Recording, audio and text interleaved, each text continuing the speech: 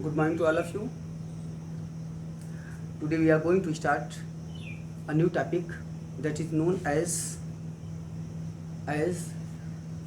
the historicity, life sketch, and importance of Chanakya, Kautilya. As you know that Chanakya was the prime person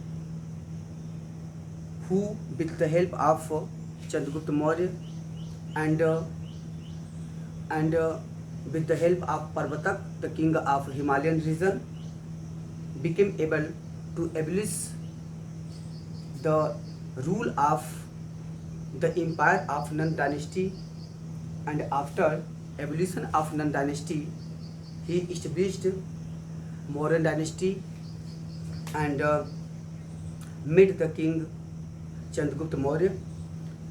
Chanakya Maurya वंश की स्थापना के महत्वपूर्ण शिल्पकार रहे, महत्वपूर्ण शिल्पी रहे।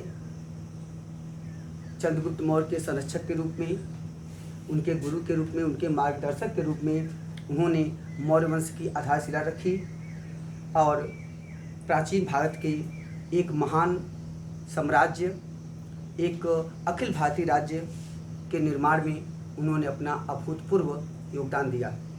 जहाँ तक चाणक्य की बात है, चाणक्य को प्राचीन भारत का महान राजनीतिज्ञ, महान कूटनीतिज्ञ, विधिशास्त्री, राजनीतिज्ञ, विचारक आदि कहा जाता है।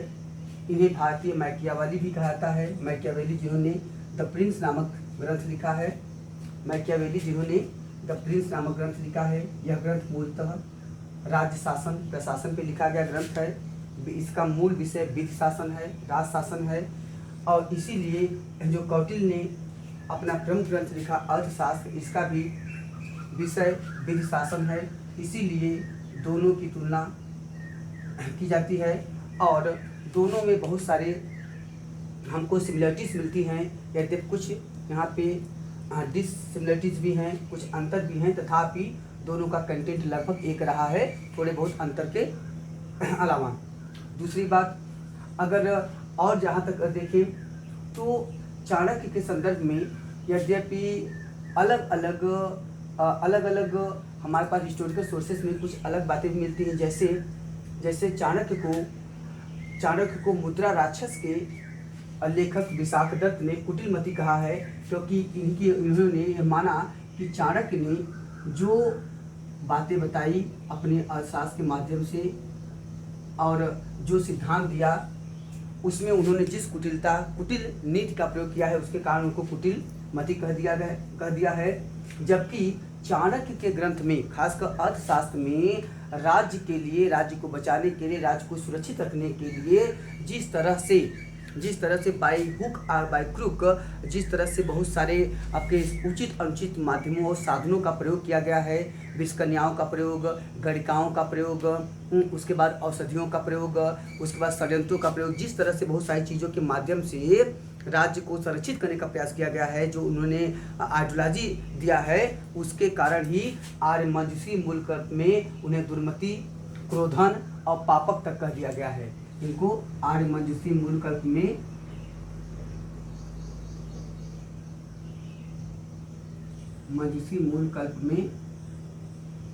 इनको इस तरह से कह दिया गया। आगे देखते हैं, जबकि बाणभट्ट ने अर्थशास्त्र में इसी तरह की पद्धतियों के कारण, इसी तरह के अनुचित माध्यमों को ज़्यादा प्रयोग करने के कारण, ज़्यादा हाईलाइट करने के कारण बाणभट्ट ने इस ग्रंथ को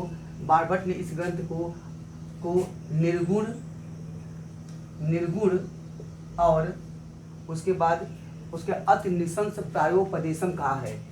अति निशंस प्रायोपदेशम कहा है। इसका मतलब होता है, अति निशंस प्रायोपदेशम का मतलब होता है कि जिसमें निर्दय और निशंस का उपदेश दिया गया हो, ऐसा ग्रंथ जिसमें निर्दयता और निशंसता का उपदेश दिया गया हो। तो इस ग्रंथ को अति निशंस पायोपदेशम और निर्गुण भी कहा गया है। और जहाँ तक चाणक्य की बात है, चाणक्य के संदर्भ में यद्यप अगर कालक्रम को देखें तो कालक्रम के संदर्भ में चाणक्य बड़ा विवाद रहा है, लेकिन सामान्यतः कुछ लोग कहते हैं कि चाणक्य संभवतः 376 से लेकर 283 के आसपास रहे होंगे। तो अगर 376 से 283 के आसपास की बात की गई है तो लगभग इनका समय 4th सेंचुरी से लेकर 3rd सेंचुरी BC तक माना जाता है। यद्यपि एग्जैक्ट टाइम बताना मुश्किल है क्योंकि हमारे पास कोई ऐसा हिस्टोरिकल सोर्स नहीं है जिसमें उनका एग्जैक्ट उनकी क्रोनोलॉजी या उनकी डेटिंग दी गई हो। कौटिल्य के नामों की अगर चर्चा करें तो कौटिल्य के अनेक नाम हमको प्राप्त होते हैं। कौटिल्य के अनेक नामों की चर्चा कहाँ की गई है? अभी ये UGC का क्वेश्चन था। कौटिल्य के अनेक नामों की चर्चा अभिधान चिंतामणि, हेमचंद के अभिधान चिंतामणि नामक ग्रंथ में किया गया है। हेमचंद के अभिधान चिंतामणि में कौटिल्य के अनेक नामों की चर्चा की गई है। और जहाँ तक कौटिल्य की बात है, थोड़ा और देखते हैं। कौटिल्य की बात अगर करें तो कौटिल्य के लिए कहा गया कि कौटिल्य ने चूंकि अपने कुटिलमति, सदुपयोग, जन कल्याणकारी भावना और अखंड भारतीय राज्य की स्थापना के लिए जो दिमाग में अपनी संरचना स्थापित किया, जो दृष्टिकोण स्थापित करके उन्होंने कार्य किया, उसी के कारण उनका नाम कौटिल्य रखा गया। तो कौटिल्य के नामकरण के पीछे भी यह उनकी संरचनात्मक, उनकी कंस्ट्रक्टिव पावर को देखा जाता है। और उनके संदर्भ में आगे चलकर उनके प्रमुख शिष्य हुए कामंतक, जिन्होंने नीतिसार नामक ग्रंथ लिखा, कामंतक का नीतिसार। उन्होंने लिखा कि कौटिल्य ने अपने बुद्धि बल का प्रयोग करते हुए, बुद्धि बल के माध्यम से अर्थशास्त्र रूपी महोदधि को मथ कर नीति शास्त्र का अमृत निकाला।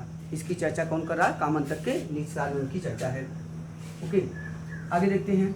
कौटिल्य के अनेक नामों की चर्चा हमने कहा यह आपके अभिधान चिंतामणि में मिलता है। अभिधान चिंतामणि में कौटिल्य के अनेक नाम है, लेकिन कौटिल्य का याद रखिएगा, कौटिल्य का मूल नाम क्या है? कौटिल्य का मूल नाम है अजय। कौटिल्य का मूल नाम है अजय। और अन्य नामों में अगर चर्चा कर देखते हैं तो इनके लिए कई नाम का प्रयोग किया, जैसे इनके नाम हैं कौटिल्य,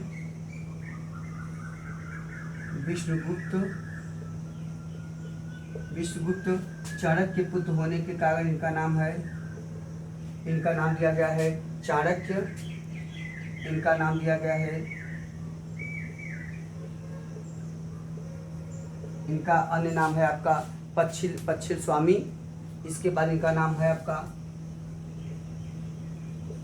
पच्छिल स्वामी, अंगुल, वात्स्यायन, द्रामिल,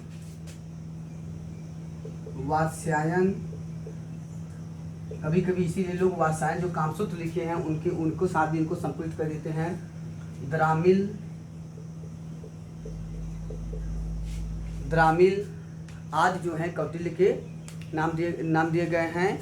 और पुराणों में कौटिल्य को द्विजर्षभ कहा गया है। पुराणों में कौटिल्य का नाम है द्विजर्षभ।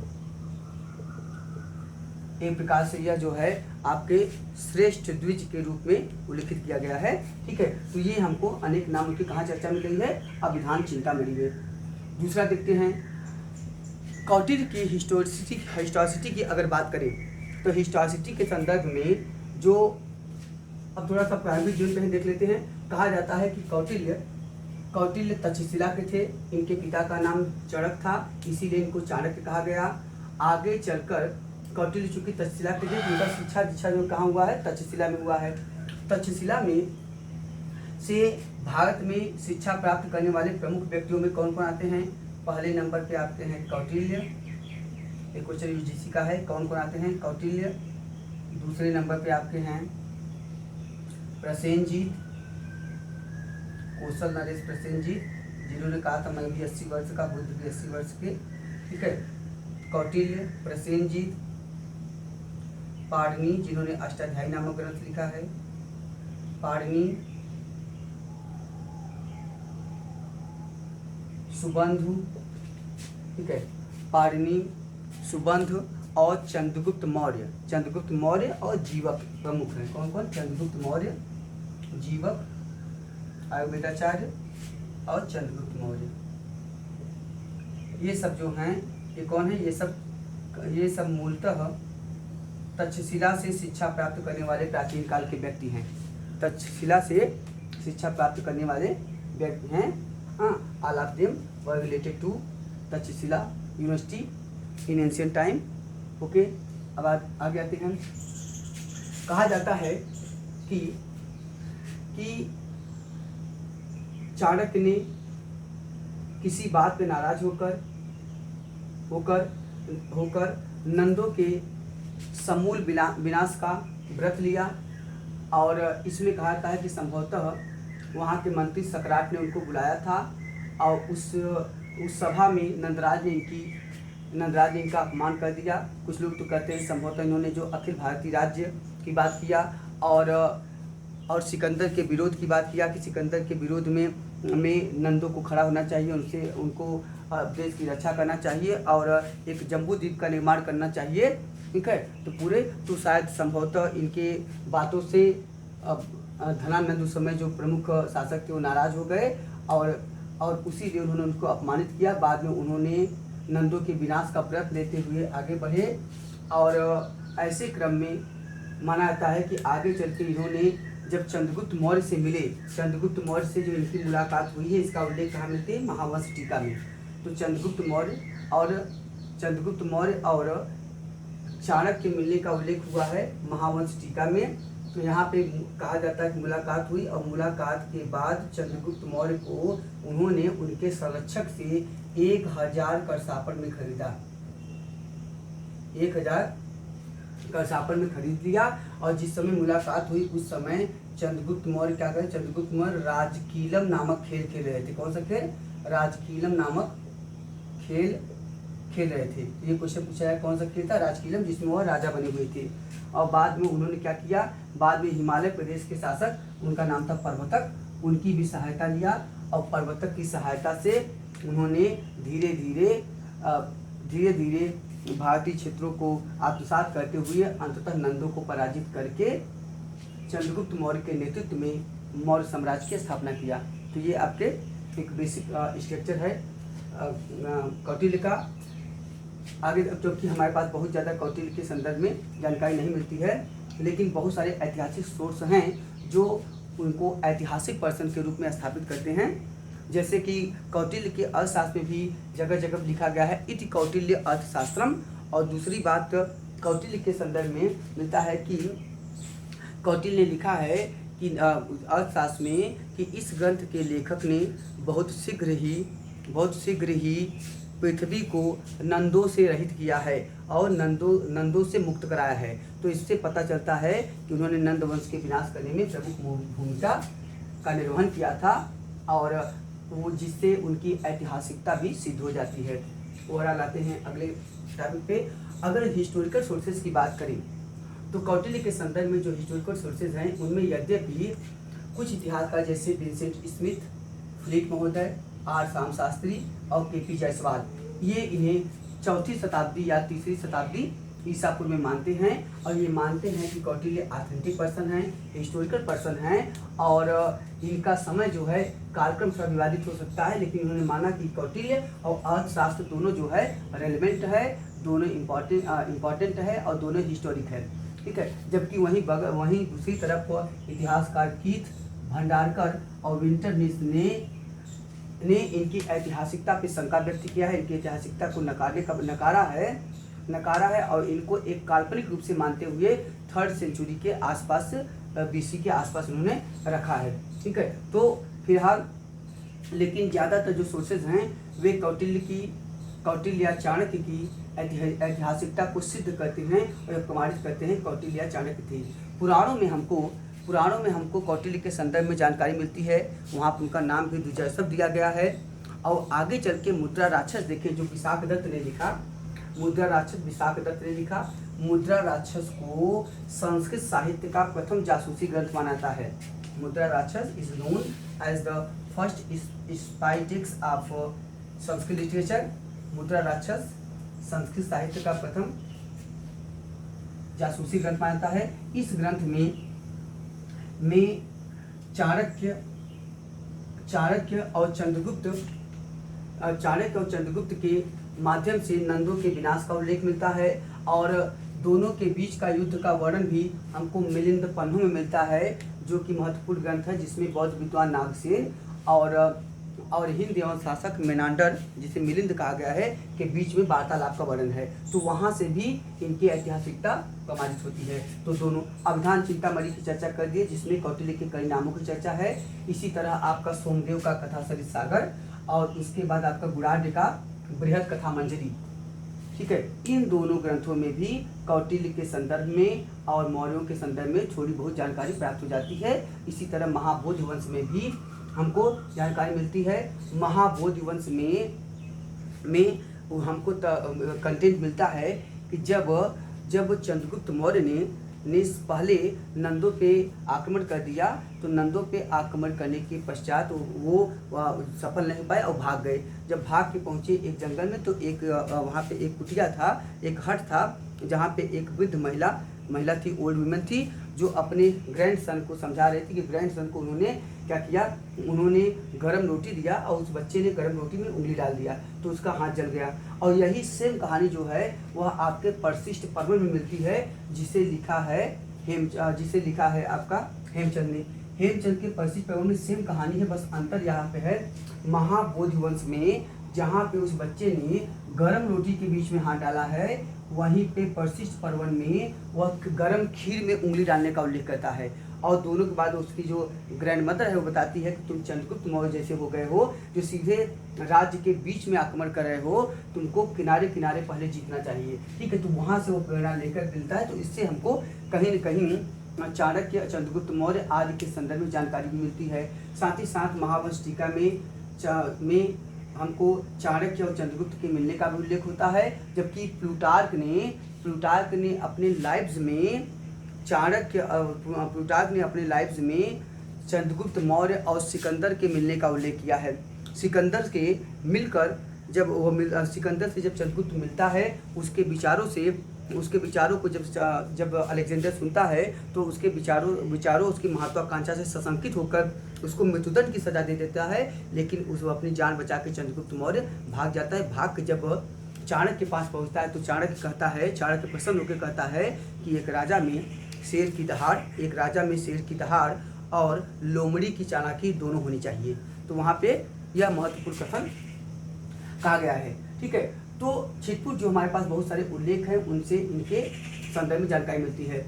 आगे आते हैं अर्थशास्त्र टीका, जिसे भट्ट स्वामी ने लिखा है। अभी इसकी चर्चा करेंगे डिटेल में। भट्ट स्वामी ने लिखा है। और अगले हैं आपके लामा तारानाथ। विदेशी इतिहासकारों में अगर देखा जाए तो लामा तारानाथ का उल्लेख होता है। और लामा तारानाथ ने अपने ग्रंथ कंगयूर और तंगयूर, दो महत्वपूर्ण ग्रंथ लिखा।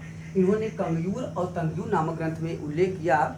यह कहते हैं कि चाणक्य जो हैं यह चंद्रगुप्त मौर्य के पश्चात भी रहे और इन्होंने 16 राज्यों के राजाओं को पराजित करके या नतमस्तक करके इन्होंने बिंदुसार को गद्दी दिलाई और बिंदुसार का साम्राज्य समुद्र पर्यंत तक पहुंचाया। इससे प्रमाणित होता है कि वे 16 राजा हो चाहे न हो, कुछ लोग 6 राजाओं की बात करते हैं। ओवरऑल चाहे 16 राजाओं को नतमस्तक करने की बात हो या 6 की बात हो, अपनी जगह है। लेकिन इससे प्रमाणित होता है कि लामा तारानाथ ने, जो तिब्बती इतिहासकार हैं, इन्होंने भी अगर इनका वर्णन किया है तो इनकी ऑथेंटिसिटी और इनकी हिस्टोरिसिटी को सिद्ध करता है।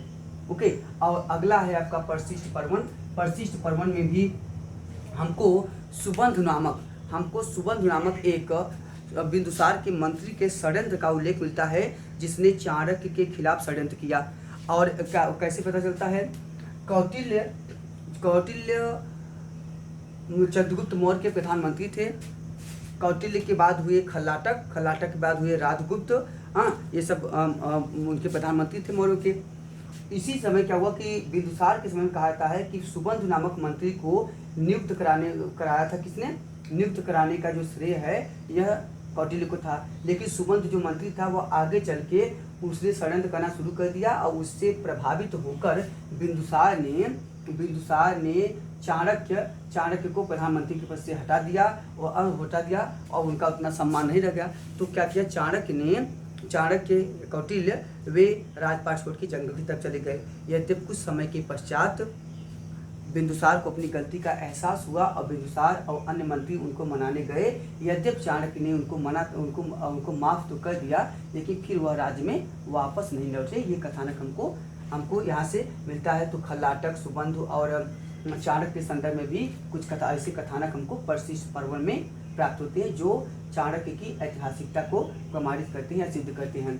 साथ ही साथ हमको यह भी उल्लेख मिलता है कि बिंदुसार की माता को जब प्रसव पीड़ा अत्यधिक हो गया था, तो उस समय जब उनकी अत्यधिक प्रसव पीड़ा हो गई और उनकी मृत्यु हो गई होने वाली थी, उसी समय उनके पेट से बच्चे को चाणक्य ने निकलवा लिया था, जिसपे एक ब्लड का बिंदु लगा हुआ था, जिसका आगे चल के नाम हो गया बिंदुसार। ठीक है। और बिंदुसार जो है वह प्राचीन भारत में सिजेरियन सिस्टम से पैदा होने वाला पहला शासक है जो ऑपरेशन से हुआ है। ठीक है।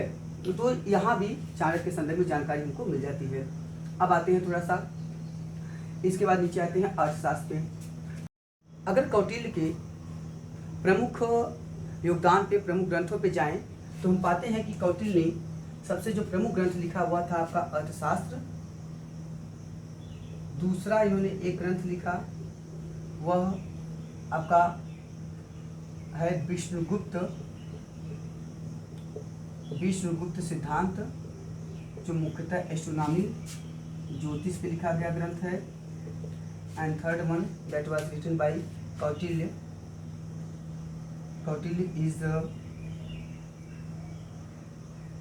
इज वैद्य जीवन।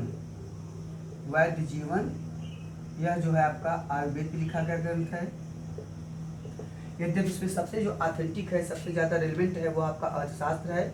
अर्थशास्त्र के संदर्भ में कहा जाता है कि यह ग्रंथ सबसे पहले जो प्राप्त हुआ था, यह तंजौर के, इसकी जो पहली प्रति है, तंजौर के ब्राह्मण भट्ट स्वामी ने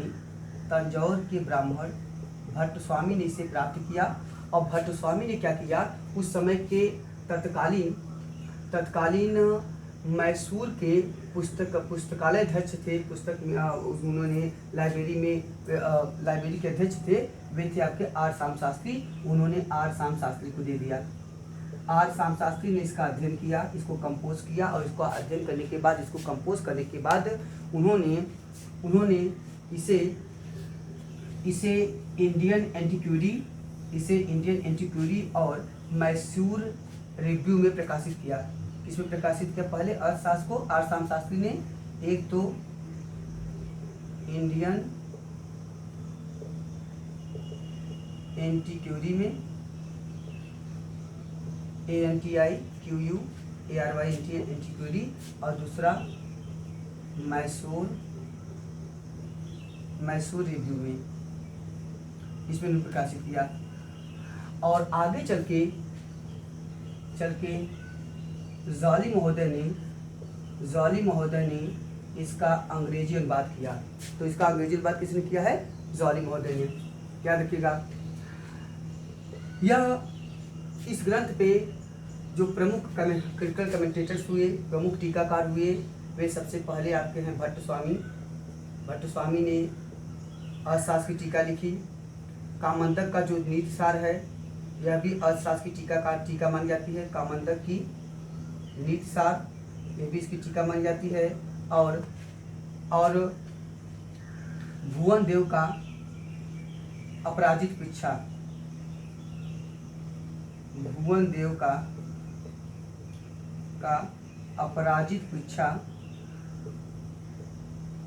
अपराजित पृच्छा 12वीं शताब्दी का है, जिसमें सामंतों के अनेक प्रकारों का उल्लेख होता है। ग्रामाधिकार के आधार पर अपराजित पृच्छा भी इस पे प्रमुख टीका मानी जाती है। They are known as the critical commentators of Kautilya और चाणक्य। आगे देखते हैं। इसके पश्चात जो कौटिल्य का ग्रंथ है, यह प्राचीन भारत का प्रमुख विधि शासन पे लिखा गया, राजशासन पे लिखा गया ग्रंथ है। इस ग्रंथ की जो मूल विधा है, जो विषय है, राज शासन प्रशासन रहा है। और इसी तरह के ग्रंथ आगे चल के कामंडक ने लिखा, आगे चल के शुक्रनीति सार लिखा गया, शुक्र ने लिखा। और आगे चल के आपके थोड़े से जब आप विजयनगर तक पहुंचते हैं तो इसी विधा पे एक प्रमुख ग्रंथ लिखा गया है जिसे कृष्णदेव राय ने लिखा है, जिसका नाम है अमुक्तमाल्यद। अमुक्तमाल्यद लिखा गया है। ओके, तो ये सब प्रमुख ग्रंथ हैं। आते हैं अर्थशास्त्र जो है यह मूलतः सूत्र शैली में लिखा गया है। सूत्र शैली क्या होता है? यह लेखन की एक विधा है, एक शैली है जिसमें बड़ी बड़ी बातों को, अधिक से अधिक बातों को कम से कम शब्दों में लिखा जाता है, मिनिमाइज करके उसे लिखा जाता है। तो कम से कम शब्दों में जो लिखा जाता है उसे कहते हैं सूत्र शैली। और सूत्र शैली के थर्ड पर्सन स्टाइल है। थर्ड पर्सन का मतलब होता है अन्य पुरुष शैली। अन्य पुरुष शैली क्या है?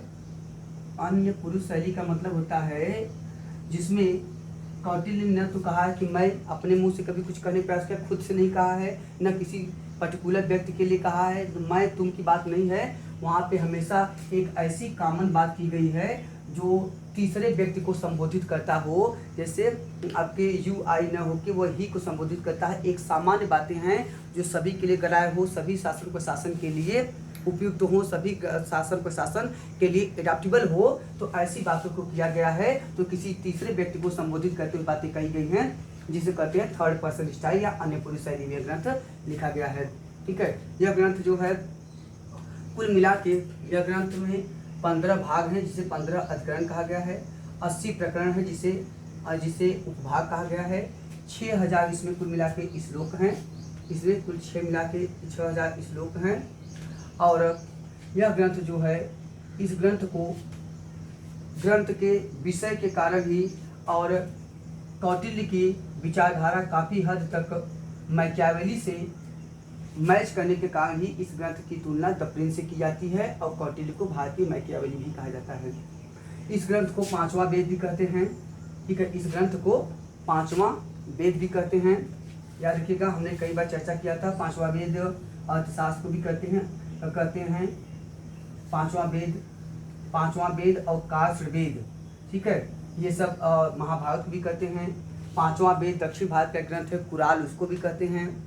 5वां वेद चोलों का एक ग्रंथ है तिरुतोंडपुरम, जिसे लिखा है शेखर ने, उसको भी कहते हैं।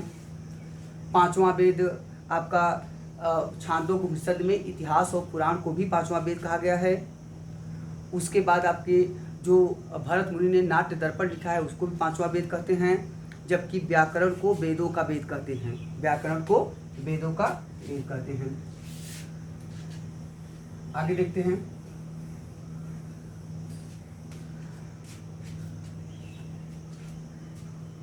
ठीक है, चूंकि हम अर्थशास्त्र पे बहुत ज़्यादा नहीं जाएंगे क्योंकि अर्थशास्त्र जो है अपने हमने खुद अलग से वीडियो बनाया है, उस पर लंबा काफ़ी लेक्चर है। अर्थशास्त्र के संदर्भ में महत्वपूर्ण बातें आपको वहाँ से मिल जाएंगी। अब थोड़ा सा आते हैं अर्थशास्त्र का मतलब क्या होता है। अर्थ और शास्त्र। अर्थ का मतलब होता है कि अर्थ का मतलब होता है जनवासित क्षेत्र। जनवासित क्षेत्र इसका मतलब होता है जनता के रहने का क्षेत्र, जहाँ पर जनता निवास करती रहने का क्षेत्र, जनवासित क्षेत्र। ठीक है, अर्थ और शास्त्र का मतलब होता है नियम कानून आचार विचार। मतलब होता है एक विशेष क्षेत्र में निवास करने वाले व्यक्तियों के संदर्भ में जो नियम कानून आचार विचार हैं वही अर्थशास्त्र हैं। तो अर्थशास्त्र का कंटेंट अर्थव्यवस्था से नहीं जुड़ा है। अर्थशास्त्र का कंटेंट जो है एक विशेष क्षेत्र में निवास करने वाले मानव के संदर्भ में जो नियम कानून प्रतिपादित किए गए हैं, जो शास्त्र हैं, जो उनके जीवन के परिचालन की पद्धति है, उसी का सम्मिलित नाम आपका अर्थशास्त्र कहलाता है। ठीक है, अर्थशास्त्र के कंटेंट में बहुत सारी बातें हैं जो कौटिल्य के विचारों को पुष्ट करती हैं, जो कौटिल्य के विचारों को उल्लेखित करती हैं, जो कौटिल्य के महत्व को संपादित करती हैं। अगर कौटिल्य के प्रमुख विचारों पे जाएं तो कौटिल्य के अगर प्रमुख विचार की चर्चा करें तो कौटिल्य ने मूलतः राज शासन प्रशासन पे महत्वपूर्ण कार्य किया है। इन्होंने इन्होंने साम्राज्य के संचालित करने के विभिन्न तरीकों की चर्चा किया है। इनका दृष्टिकोण काफ़ी व्यापक रहा है और इन्होंने जो बातें बताई, जो विधि शासन पे प्रमुख ग्रंथ लिखा, यह भारत में विधि शासन पे लिखा गया दूसरा सबसे बड़ा ग्रंथ है और विधि शासन पे भारत में लिखा गया, विधि शासन या कानून पे लिखा गया पहला ग्रंथ है मनुस्मृति। तो मनुस्मृति सबसे बड़ा ग्रंथ है। सबसे बड़ा ग्रंथ पूछेगा तो मनुस्मृति, पहला ग्रंथ पूछेगा तो कौटिल्य का अर्थशास्त्र, ठीक है। इसके बाद कामंडक का नीतिसार आदि ग्रंथ है, ठीक है। कौटिल्य ने जो अपने विचार प्रस्तुत किए, उन विचारों को आगे चल के विभिन्न राजवंशों ने उनको इमिटेट किया और न केवल समकालीन कंटेम्प्रेरी सोर्सेज और कंटेम्प्रेरी पावर्स ने, बल्कि वर्तमान 21वीं सदी तक भारत, न केवल भारत बल्कि विश्व के अनेक देश भी इसको इमिटेट करते हैं, इसका पालन करते हैं, इससे बहुत सारी बातों को सीखते हैं। तो कौटिल्य का जो ग्रंथ है एक राजनीतिक और विधि शासन के दृष्टिकोण से एक आचार संहिता है, ठीक है, एक मैनिफेस्टो है जिसका पालन परिपालन आज भी अनेक शासन प्रशासन के लोग कर रहे हैं। कौटिल्य के अगर राज्य के विचारों पे जाएं, यद्यपि याद रखिएगा कौटिल्य के अर्थशास्त्र में न तो कहीं चंद्रगुप्त मौर्य का नाम है, न तो कहीं मौर्य वंश की बात की गई है। यह क्वेश्चन कई बार पूछा गया है, याद रखिएगा कि कौटिल्य के अर्थशास्त्र में न तो चंद्रगुप्त मौर्य का नाम है, न तो मौर्य वंश का नाम है, इनकी चर्चा नहीं होती है, ठीक है।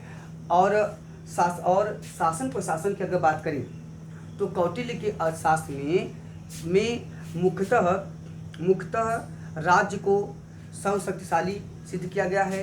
राज्य सर्वसत्तावादी है, राज्य सुप्रीम है, सर्वोच्च है, संपूर्ण संप्रभु है, ठीक है। और राज्य जो है, राज्य में को पूरी तरह से किसी भी प्रकार के अंकुश से मुक्त करके राज्य को एक प्रकार से निरंकुश माना गया है, लेकिन उसमें निरंकुशता में भी उन्होंने जन कल्याण और प्रजा हित को महत्व स्थापित करते हुए उसे जन कल्याणकारी और प्रजा हितैषी शासन के रूप में स्थापित करने का प्रयास किया है। इसीलिए कौटिल्य के अर्थशास्त्र में जो राजा है और जो राज्य है वह प्रबुद्ध निरंकुशतावादी है। कैसा है? प्रबुद्ध निरंकुशतावादी, जिसे कहते हैं आप इनलाइटेंड डेस्पोटिज्म, इसे कहते हैं इनलाइटेंड डेस्पोटिज्म, ठीक है। तो ऐसा शासन प्रशासन का तरीका जिसमें राजा या राज्य निरंकुश होते हुए भी अपनी बुद्धि, विवेक, रेशनैलिटी और विवेकशीलता का प्रयोग प्रजा हित में, राज्य कल्याण में करे, तो ऐसे शासन को कहते हैं प्रबुद्ध निरंकुश शासन, ठीक है। और इसीलिए कौटिल्य कहते हैं प्रजा हितम हिते राजा, कहता है कि प्रजा के हित में ही राजा का हित है और राजा को वही काम करना चाहिए जो प्रजा के लिए अच्छा हो, न कि स्वयं व्यक्तिगत के लिए। तो यहाँ पे वह एक प्रजा कल्याणकारी की बात करता है। कौटिल्य में यद्यपि, और अगर राज्य के संदर्भ में बात करें तो कौटिल्य के हम देखते हैं कि कौटिल्य ने राज्य की निरंकुशता पे सबसे ज़्यादा बल दिया, लेकिन जन कल्याण को नहीं नकारा। कौटिल्य ने कभी दैवी उत्पत्ति में विश्वास नहीं किया। तो कौटिल्य क्या किया? राज्य को सर्वोच्च माना,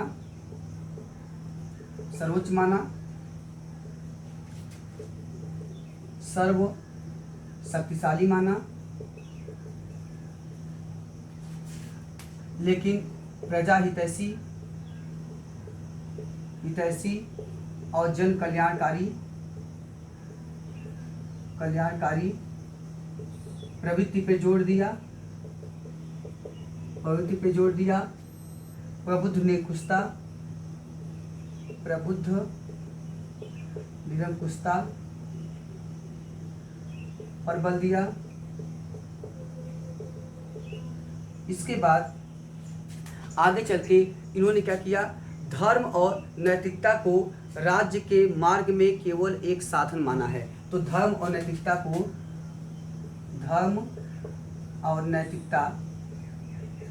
को मात्र राज्य के लिए साधन माना, साध्य नहीं, साधन माना। राज्य के ध्येय की पूर्ति में, राज्य के साध्य की प्राप्ति में, उसके उद्देश्यों की प्राप्ति में धर्म और नैतिकता जो है केवल साधन है, ये साध्य नहीं है। तो उन्होंने, ठीक है, मैकियावेली ने भी धर्म और नैतिकता को ज़्यादा तवज्जो नहीं दिया है।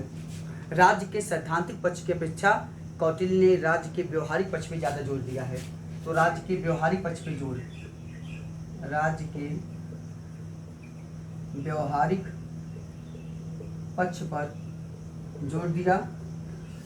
और अगला जो महत्वपूर्ण काम किया उन्होंने यह किया कि उन्होंने जो अभी तक जन संप्रभुता की धारा वैदिक काल में जिस तरह की थी, उसको कौटिल्य ने क्या किया, उसको पहली बार वैदिक कालीन राजनीतिक अवधारणा को उन्होंने जो बदल कर वेदकालीन जन संप्रभुता की अवधारणा को बदल कर कौटिल्य ने उसे पहली बार स्पष्ट राजनीतिक आधार प्रस्तुत किया, उसे आधार दिया। दूसरी बात, उन्होंने राज्य के लिए करों की बात किया और राज्य के जो धर्म सूत्रों में मान्य कर था छठा हिस्सा, तो 1/6 भाग को ही उन्होंने 1/6 भाग को ही उन्होंने उचित माना कर के रूप में। और राज्य के जो अवयव की जहाँ तक बात है, जो राज्य के सिंड्रोम्स की बात है, उनके लक्षणों की बात है, तो राज्य को 7 तत्वों से समन्वित माना। राज्य को उन्होंने 7 तत्वों से समन्वित माना। उससे वह तत्व कौन थे? सप्तांग सिद्धांत। तो राज्य को क्या किया, राज्य जो एक फिजिकल एनाटॉमी है राज्य की, उसमें 7 प्रमुख अंग अवयव या 7 प्रमुख ऑर्गन्स माना और इन्हीं 7 ऑर्गन्स के आधार पे राज्य की अवधारणा को स्थापित किया, जिसे कहते हैं सप्तांग सिद्धांत। सप्तांग सिद्धांत का वर्णन अर्थशास्त्र के 6वें अधिकरण में मिलता है। सप्तांग सिद्धांत का वर्णन अर्थशास्त्र के 6ठे अधिकरण में प्राप्त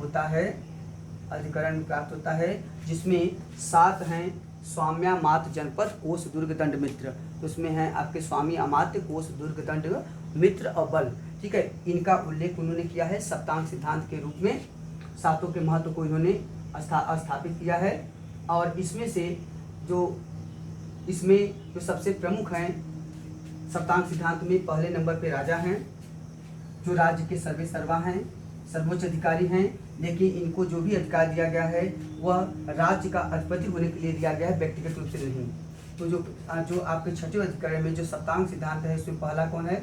स्वामी मतलब राजा, जो क्या होता है, यह प्रशासन शासन का सर्वोच्च शीर्ष होता है। जैसे मन शरीर में जो शीर्ष आपका होता है, पूरा शरीर का ऊपरी हिस्सा।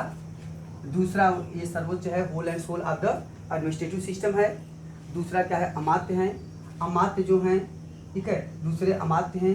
अमात्य मतलब होता है उच्चाधिकारियों का वर्ग। अमात्य क्या होते हैं? उच्चाधिकारियों का वर्ग, जिनकी तुलना आप गुप्त काल में, इनकी तुलना आप कुमारामात्य से कर सकते हैं। तो अमात्य जो हैं ये क्या हैं? इनकी तुलना मनुष्य के शरीर में आँखों से की गई है। तो ये क्या है? राज्य की आँखें हैं। राज्य की आँखें हैं जो जिनसे राज्य देखता है, तो ये इनके मुख हैं। अगले क्या हैं? स्वामी अमात्य। तीसरा आपका है जनपद। जनपद क्या है? भूमि से संबंधित है। जनपद के बिना राज्य का आधार मुश्किल है। तो ये जनपद जो हैं, इसे राज्य की जंघा या पैर कहा गया है। इसी पे राज्य आधारित होता है।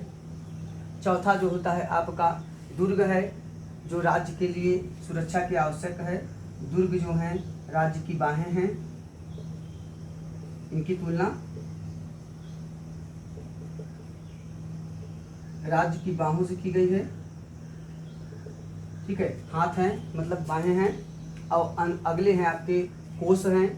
कोष जो हैं ये मुख हैं। कोष जो हैं क्या हैं? यह राज्य के मुख हैं। बिना इसके न तो जीवन चल रहा है। मार्क्सिज्म में सबसे प्रमुख महत्व इसी को दिया गया। वर्तमान में सबसे ज़्यादा रेलेवेंट विचारधारा भी यही है। तो कोष हो गया, कोष आपका मुख हो गया, कोष हो गया, मुख हो गया। इसके बाद दंड हो गया। दंड क्या है? दंड आपका मस्तिष्क है। दंड आपका मस्तिष्क है। और अंतिम जो है आपके हैं मित्र।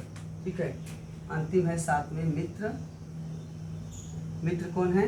मित्र आपके सुहृद होते हैं, जो आपकी आपकी अच्छी बातों को सुने, आपकी अच्छी बातों को आगे बढ़ाएं, प्रमोट करें, तो ये क्या है, ये कान है। कान है तो इनको मानव जीवन के 7 अंगों के साथ इनको जोड़ दिया गया है, जिनका उल्लेख 6वें अधिकरण में होता है। यह राज्य की 7 तत्व हैं, राज्य के 7 अंग हैं, राज्य की 7 प्रकृति है। इसी प्रकृति का समन्वयीकरण, इसी प्रकृति का जो संघात है वह कहलाता है राज्य। ठीक है, इसीलिए राज्य की 7 प्रकृतियों या राज्य के 7 अवयव के रूप में इनको मनाता है। अन्य कौटिल्य के विचार में आते हैं। कौटिल्य ने विजयी राजा के 3 प्रकार बताए गए हैं और बताए हैं। विजयी राजा कौन है? उन्होंने कहा है, पहला धर्म विजयी, दूसरा लोक विजयी, तीसरा असुर विजयी। धर्म विजयी कौन होते हैं? जो अपने मान सम्मान के लिए युद्ध करते हैं, सम्मान वृद्धि करते हैं, धर्म विजयी होते हैं। उसके बाद धर्म विजयी, लोक विजयी होते हैं। ऐसे लोग होते हैं जो कि ऐसे लोग होते हैं जो धन धान्य प्राप्त करने के लिए, वस्तुओं को प्राप्त करने के लिए युद्ध करते हैं, लोक विजयी होते हैं। तीसरे होते हैं असुर विजयी, जो धन प्राप्त करने के बाद, द्रव्य प्राप्त करने के बाद भी न माने, बल्कि वे लोग स्त्रियों को उठा ले जाएं, आपके संसाधनों को नष्ट कर दें, मार काट करें, आज चीज़ों का प्रयोग करें, विष आदि का प्रयोग करें, तो ऐसे लोग कौन है? असुर विजयी। तो 3 प्रकार के विजयी राजा का उल्लेख किया है। जहाँ तक कौटिल्य ने युद्ध की बात है, तो कौटिल्य ने अर्थशास्त्र में 3 प्रकार के युद्ध का उल्लेख किया है। प्रकाश युद्ध, कूट युद्ध और त्रिश्रेणी युद्ध। ठीक है, 3 प्रकार के युद्ध की चर्चा है। युद्ध के प्रकार में आ जाइए। प्रकाश युद्ध, प्रकाश युद्ध का मतलब होता है ऐसा युद्ध जो प्रकाश युद्ध, कूट युद्ध और त्रिश्रेणी युद्ध।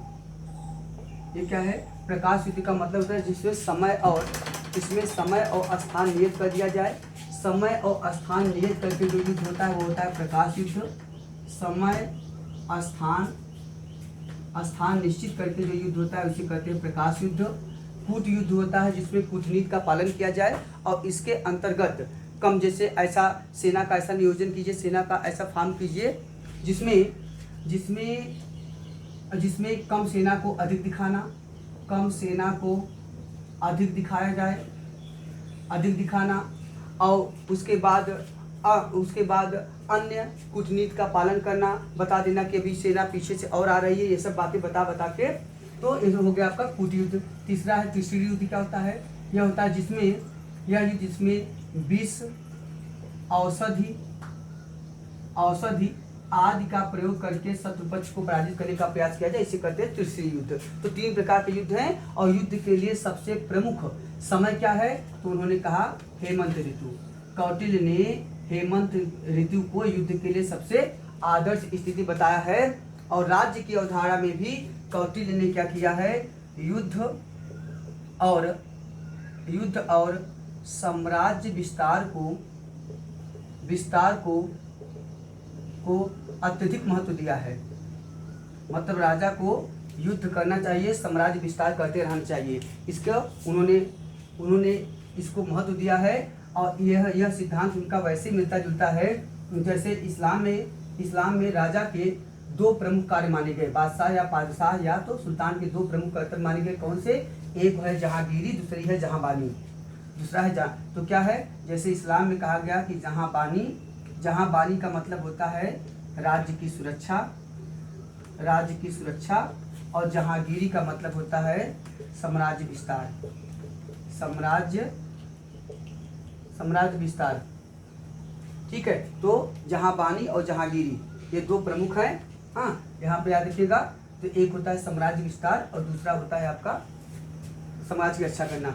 उसी तरह कौटिल्य का जो दृष्टिकोण रहा यह वैसे ही रहा जैसे मुसोलिनी कहता है, फासिज्म में कहता है कि युद्ध व्यक्ति को महान बनाता है, वार मेक्स द मैन ग्रेट। और आगे कहता है कि युद्ध राज्य के लिए उसी तरह आवश्यक है जिस तरह किसी स्त्री के लिए मातृत्व आवश्यक होता है, उसी तरह राज्य के लिए युद्ध आवश्यक होता है। ठीक है, तो इन्होंने भी उसको महत्व दिया है। आगे देखते हैं, कौटिल्य ने जो परराष्ट्र नीति की बात किया, कौटिल्य ने जो परराष्ट्र नीति की बात किया है उसमें हम देखते हैं कि कौटिल्य ने जो एक्सटर्नल अफेयर्स की बात किया और एक्सटर्नल अफेयर्स में सर्वाधिक जोर दिया, इसके लिए उन्होंने 3 प्रमुख सिद्धांत दिए जो कि किसी भी राज्य के परराष्ट्रीय नीति के मुख्य आधार होते हैं। तो कौटिल्य के परराष्ट्रीय नीति का जो मुख्य आधार है, उनके परराष्ट्रीय नीति का, जिसे आप पॉलिसी ऑफ डिप्लोमेटिक पॉलिसी के रूप में देखते हैं, तो यह एक डिप्लोमेटिक पॉलिसी जो है, जिसे आप परराष्ट्रीय नीति या जिसे आप एक्सटर्नल अफेयर्स के अंतर्गत जिसका अध्ययन करते हैं, इसमें कौटिल्य ने 3 प्रमुख आधार बताए। तो 3 प्रमुख कौन आधार है? पहला है मंडल, दूसरा है सारगुड़ी नीति और तीसरा है उपाय। इनका डिटेल आपको अगले वीडियो में मिलेगा, लेकिन सामान्यतः मैं आपको चर्चा कर दे रहा हूँ। पर मंडल सिद्धांत क्या है? जो मंडल सिद्धांत है, यह मंडल सिद्धांत मूलतः बैलेंस ऑफ पावर के बीच पे आधारित है। इसका उद्देश्य राज्यों के बीच शक्ति संतुलन पे काम करता है। जो शक्ति संतुलन का है, तो क्या है इसका आधार? क्या है? राज्यों के बीच शक्ति संतुलन। शक्ति संतुलन का जो आधार है, यह विश्व में पहली बार शक्ति संतुलन का सिद्धांत आधार, यह विश्व में पहली बार वेस्टफेलिया की संधि में 1648 में आया है। वेस्टफेलिया की संधि में आपको यह शक्ति संतुलन का सिद्धांत मिलता है और आधुनिक संदर्भ में इसके जो प्रमुख प्रणेता हैं वो हैं आइजनहावर। तो आइजनहावर ने जो अमेरिका के राष्ट्रपति थे, उन्होंने शक्ति संतुलन पे बहुत कार्य किया।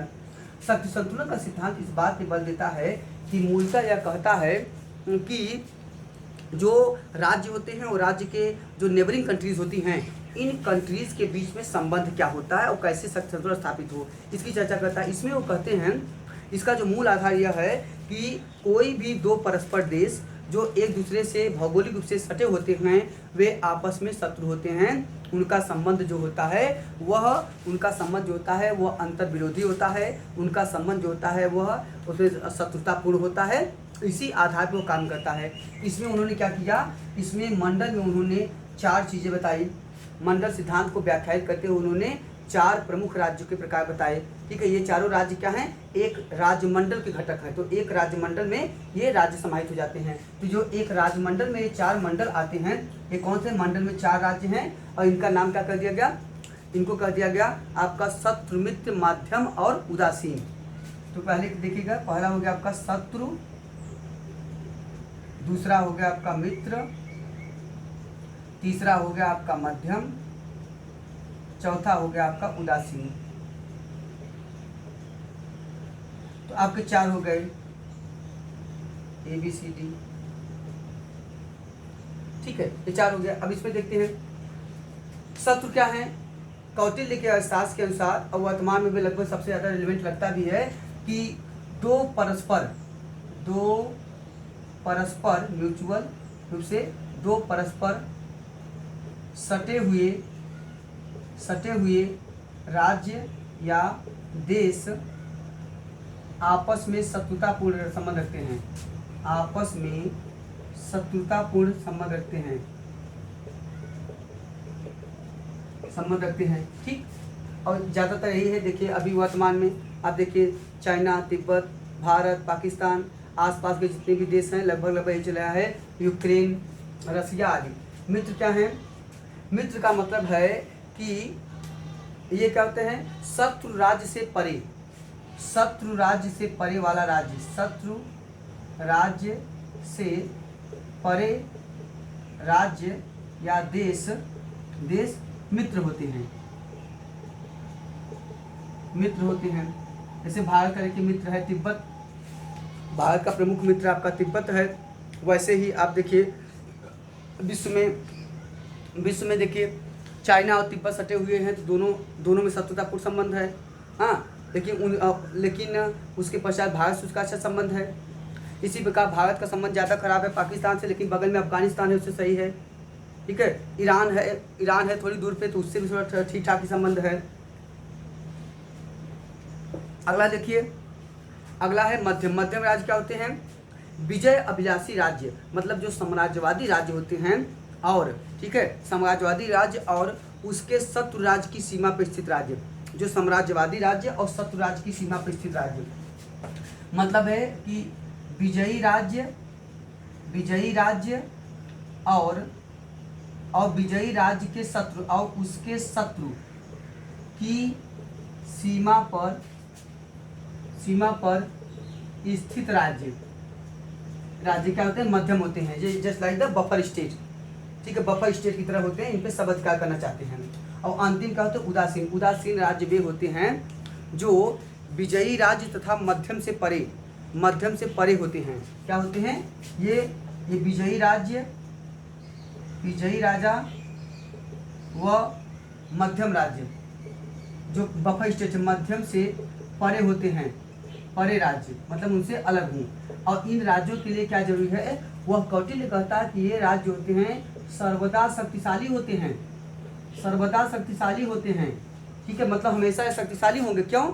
जबकि उदासीन राज्य वर्तमान में क्या होते हैं, वर्तमान में जो आपके न्यूट्रल कंट्रीज हैं, जो तटस्थ देश हैं, ऐसे देशों को हम मानते हैं कि क्या है, उदासीन राज्य हैं। लेकिन वर्तमान के उदासीन राज्य या तटस्थ राज्यों के लिए कोई ज़रूरी नहीं है कि वो शक्तिशाली हों। वे कमज़ोर भी हो सकते हैं, छोटे हो सकते हैं, दुर्बल राज्य हो सकते हैं और किसी संबंध नहीं रखेंगे। ठीक है, तो वो आपके तटस्थ राज्य हो जाएंगे। हाँ, आगे चल के इसी से संबंधित एक कंसेप्ट आया कि नॉन अलायंस का गुट निरपेक्षता का आया, और बाद में चल के एक नया नाम दे दिया गया third world countries. Third world शब्द का पहली बार प्रयोग किसने किया? अल्फ्रेड सावी ने थर्ड वर्ल्ड का पहली बार प्रयोग किया। लेकिन कौटिल्य में अंतर यह है, कौटिल्य ने कहा है कि इस राज्य को सर्वदा शक्तिशाली होना चाहिए, यह शक्तिशाली होगा तभी अपने अस्तित्व को, एग्जिस्टेंस को बचा पाएगा। ठीक है, तो इसकी चर्चा किया। आगे देखते तो मंडल सिद्धांत में पहला आपने क्या देखा, मंडल सिद्धांत मतलब आपके राष्ट्र नीति में। दूसरा देखिए, दूसरा कौटिल्य ने क्या किया कि राज्यों के बीच में परस्पर संबंध और जो बाह्य नीति है, खासकर युद्ध के संदर्भ में जो नीति है, उसकी व्याख्या करने के लिए उन्होंने सारगुण नीति दिया। दूसरा क्या है, परराष्ट्र नीति का दूसरा सिंड्रोम लक्षण क्या है? पहला आपने देखा मंडल, अब मंडल के बाद देखिए सारगुण। सारगुण क्या है? जो सारगुण है यह परराष्ट्रीय नीति के अंतर्गत, वैदेशिक नीति के अंतर्गत सारगुण नीति जो है, यहाँ पे आप गुप्तचर व्यवस्था लिख लीजिए, गुप्तचर व्यवस्था। आगे देखिए, तो अगला क्या है, सारगुण। सारगुण क्या है? सारगुण नीति के अंतर्गत ये कहा गया, ये क्या है कि राष्ट्रों के बीच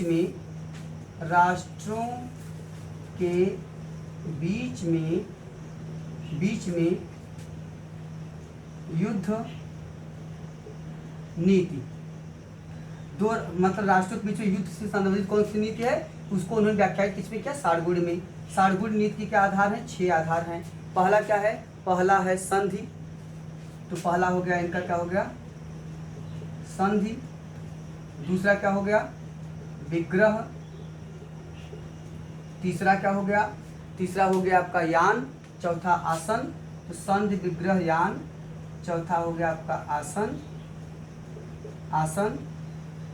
और आपका पांचवा हो गया द्वैधी भाव, और छठवां हो गया आपका संशय। तो आपका हो गया द्वैधी भाव, छठा हो गया संशय। यह आपके 6 प्रमुख प्रकार हैं जो सारगुण नीति के अंतर्गत आते हैं। ओके, तो ठीक देखिए, तो अब इसमें संधि क्या हुआ? संधि का मतलब होता है कि दो राज्यों में संधि, मैत्रीपूर्ण संधि, जैसे भी हो। विग्रह का मतलब होता है युद्ध। इसका मतलब है ऐसी पद्धति जिसमें सशक्त राजा, सबल राजा जो है निर्बल के ऊपर आक्रमण करे, उसको पराजित करे, उस पर अधिकार करे। कौटिल्य कहते हैं कि विग्रह नीति का पालन तब करना चाहिए जब अपने विजय के प्रति आप आश्वस्त रहिए, तभी आपको विग्रह नीति का पालन करना चाहिए। और ठीक है, और युद्ध की अपेक्षा कहते हैं अगर युद्ध और संधि दोनों का ऑप्शन हो तो व्यक्ति को संधि के माध्यम से अपने अधिकारों को बढ़ाने का प्रयास करना चाहिए, ताकि युद्ध में जो धन जन की हानि हो वो इससे बचा जा सके। यान का मतलब ठीक है, तो आपका हो गया कि एक प्रकार से निर्बल के ऊपर ऊपर अधिकार करना, और यान का मतलब होता है आक्रमण करना, यान का मतलब होता है आक्रमण करना, और आसन का मतलब होता है तटस्थ रहना, तटस्थ रहना, और समय व परिस्थिति का इंतजार करना। द्वैधी भाव का मतलब होता है कि इसमें दो दृष्टिकोण आते हैं, जिसमें किसी राज्य से संधि और किसी से विग्रह करना। मतलब अगर आपको अपने राज्य की भलाई की बात लगती है तो अगर किसी राज्य से आपका संबंध करना है, अच्छा है, तो उससे अच्छा संबंध कर सकते हैं, और किसी से बुरा संबंध करने पे आपके राज्य का हित होने वाला है तो उससे बुरा संबंध भी कर लीजिए। व्यापार वाणिज्य आदि को आप हटा भी सकते हैं, छोड़ भी सकते हैं, ठीक है, आदि। तो ठीक है। और यहाँ पे देखिए संधि में जो राज संधि है यह आपके पदों के आधार पे व्यापारिक संधि हो सकता है, सामरिक संधि हो सकता है, किसी प्रकार का संधि हो सकता है। और संशय का मतलब होता है शरण लेना या आत्मसमर्पण करना। मतलब ये है कि अगर आप कमजोर राजा है तो वह अपने से सबल राजा को या बलवान राजा के प्रति अपने को समर्पित कर देता है, उस पर उसके संरक्षण में चला जाता है, उसकी छतरी में चला जाता है। तो इस यह जो नीति है आपका साड़गुण कहलाता है। अंतिम इसमें जो नीति है आपका है उपाय। उपाय क्या है? तो आपने अभी देखा मंडल देखा, साड़गुण देखा, अब अगला देखते हैं उपाय। उपाय क्या है? उपाय परराष्ट्रीय नीति के निर्धारण का अंतिम आधार है। इस परराष्ट्रीय नीति वैदेशिक नीति के बीच में जो संबंध होगा उसका उपाय में कौटिल्य ने 4 बातें बताई। कहा कि राष्ट्रों को अपने आप को मजबूत करने के लिए परराष्ट्रीय नीति में 4 बातों का ध्यान रखना चाहिए और इनका समय से प्रयोग करना चाहिए। वो क्या है? आपके साम, दाम, दंड और भेद। कहा कौटिल्य ने कि इन चारों का भी समयानुकूल पालन करना चाहिए जहाँ पे जिसकी जरूरत हो। ठीक है, तो कौटिल्य का ये हो गया। इसके बाद आते हैं कौटिल्य ने परराष्ट्रीय नीति में राजदूतों का भी महत्व स्थापित किया और राजदूतों की व्यवस्था में कौटिल्य ने 3 प्रकार के राजदूत माने। कौटिल्य के 3 प्रकार के राजदूत कौन हैं? पहले नंबर पे हैं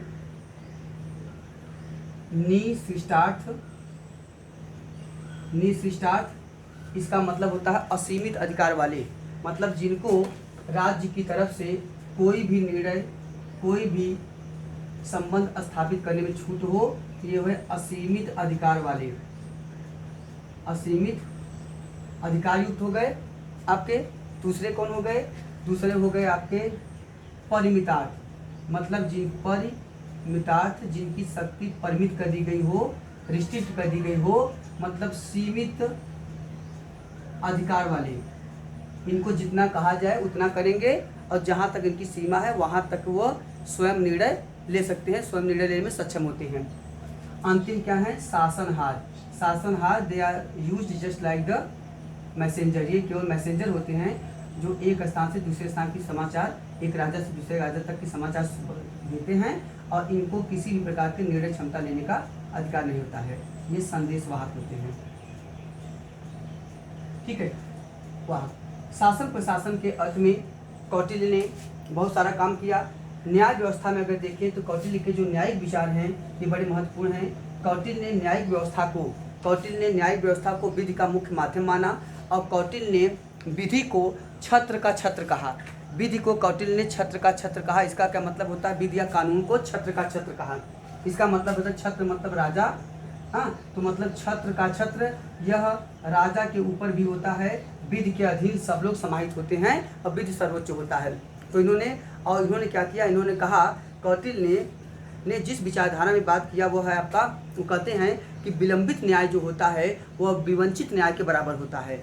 विलंबित न्याय विवंचित न्याय के बराबर होता है, जिसे कहते हैं justice delayed is justice denied. अगर देर से न्याय मिलता है तो वह न मिलने के बराबर होता है। तो कौटिल्य इस सिद्धांत में विश्वास करते हैं। कौटिल्य ने राजा को इसमें सर्वोच्च अधिकार दिया। राजा के बाद जो दूसरा न्यायिक अधिकारी होता है वह होता है आपका प्राक विवाद, होता है आपका प्राक या कहते हैं प्राड विवाक यह क्या होता है, यह कौटिल्य के राजा के पश्चात स्थान दिया।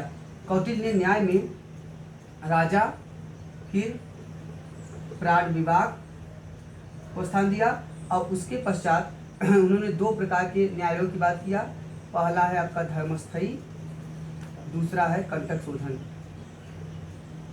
धर्मस्थयी जो होता है यह दिवानी न्यायालय होता है जिसका प्रमुख होता है व्यवहारिक, और दूसरा होता है आपका कंटक शोधन जो फौजदारी न्यायालय होता है, इसका प्रमुख होता है प्रतिष्ठा। तो ये इसका हो गया व्यवहारिक और इसका हो गया प्रतिष्ठा। यह हो गया आपका व्यवहारिक व प्रतिष्ठा। ठीक है, तो कौटिल्य ने न्याय के संदर्भ में जो अवधारणा स्थापित की, कौटिल्य के न्याय में एक चीज रहा है, कौटिल्य का जो दृष्टिकोण रहा वह यद्यपि वर्ण व्यवस्था के अनुरूप रहा।